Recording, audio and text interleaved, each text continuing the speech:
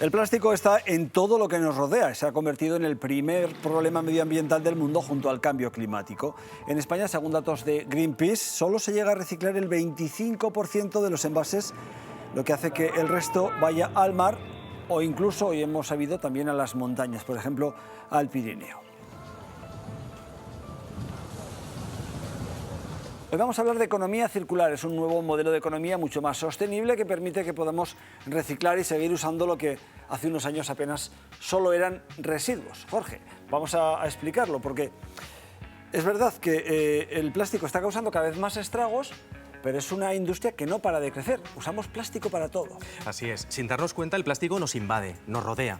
Mira, cada año al mar se vierten 8 millones de toneladas de plástico. Es 8 millones de toneladas. Esto al espectador le deja un poco indiferente, porque nos perdemos con los ceros. Esto es equivalente a tirar un camión de basura por minuto al día. Imagínate, si no hacemos nada, en 2030 serán 2 camiones y en 2050 4. El mar acumula ya 150 millones de toneladas. Para que se entienda, hay 1 tonelada de plástico por cada 3 toneladas de pescado. Podríamos, con todos los residuos plásticos, podríamos envolver a la Tierra, al planeta, con papel film transparente. Y otro dato que también es demoledor. Cada minuto, Fernando, se venden 1 millón de botellas de plástico de agua. Estamos hablando de unas 20.000 al segundo. El problema es que el 95% de estos recipientes, de estos envases, solo se usan una vez, no se reciclan. Claro. Y es ahí donde vienen los problemas. ¿Y cómo llega todo este plástico, esos 8 millones de toneladas, cómo llegan al mar o cómo llegan a los océanos? Es una muy buena pregunta.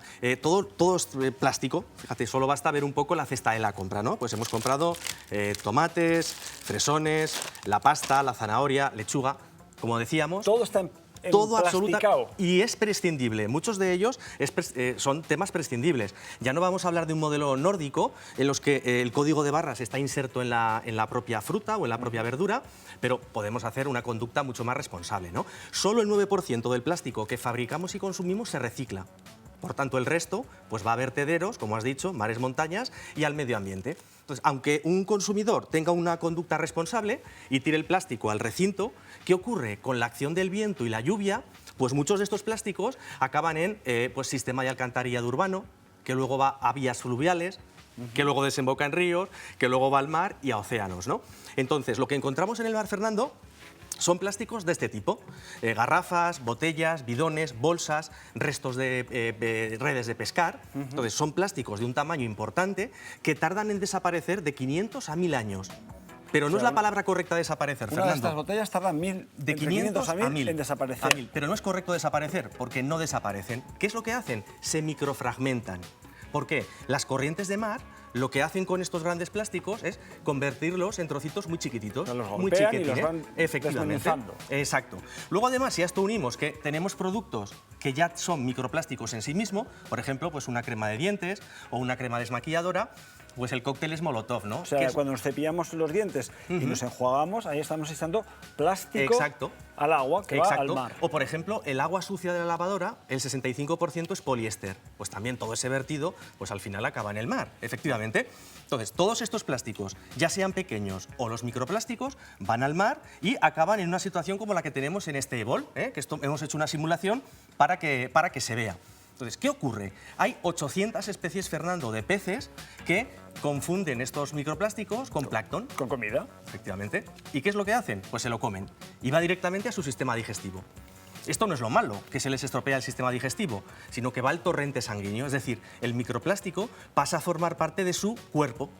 Y ahí es donde entramos tú y yo, Fernando. Cuando comemos un pescado o un molusco o un crustáceo que ha absorbido este agua, pues evidentemente el plástico pasa a estar dentro de ti. Estamos comiendo plástico. Así es. ¿Y esto cómo nos puede afectar a la salud?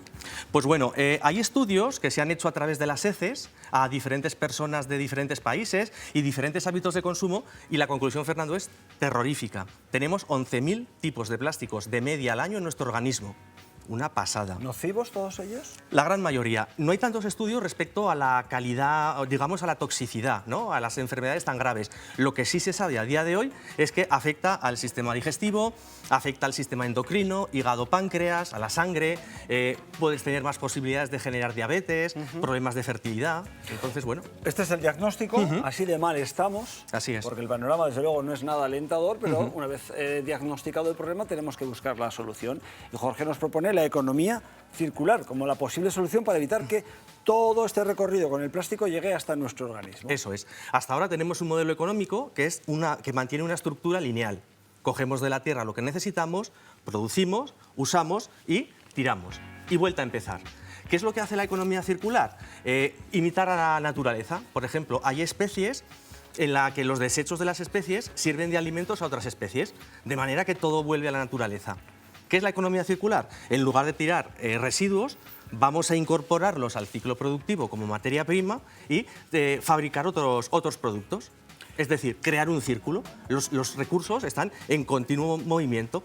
Con lo cual evitaríamos que el plástico llegase al océano y se iniciase este dramático recorrido del plástico. No lo evitaríamos quizá, pero desde luego lo minimizaríamos, lo eliminaríamos mucho, efectivamente. ¿Por qué no lo hacemos? Habría que hacerlo, ¿no? Tendríamos que animar a que se haga. Eso es. Esto es, al final, sensibilización, consumo responsable. Consumo responsable. La economía circular está muy en boga y muchas empresas en sus políticas de responsabilidad social ya conllevan y contienen estos principios. Jorge, una imagen vale más que 1000 palabras. Quiero que vean cómo han realizado algunos ejercicios de entrenamiento un par de jóvenes nadadoras de natación sincronizada de Gran Bretaña, en una forma de denunciar todo lo que les estamos contando, toda esta acumulación de vasos plásticos en los mares y en los océanos. Ellas mismas, como una forma de denuncia para concienciarnos a nosotros y también a las empresas, lo que han hecho ha sido realizar algunos de los ejercicios de natación sincronizada, entrenamiento, en medio de una auténtica